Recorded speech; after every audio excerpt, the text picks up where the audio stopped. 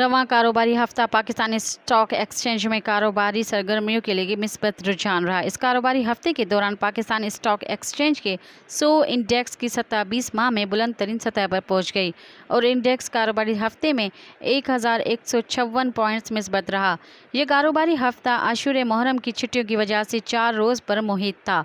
उसके इख्तिताम पर इंडेक्स 47,077 पर रहा और कारोबारी हफ्ते में इंडेक्स 1,520 पॉइंट्स के बैंड में रहा।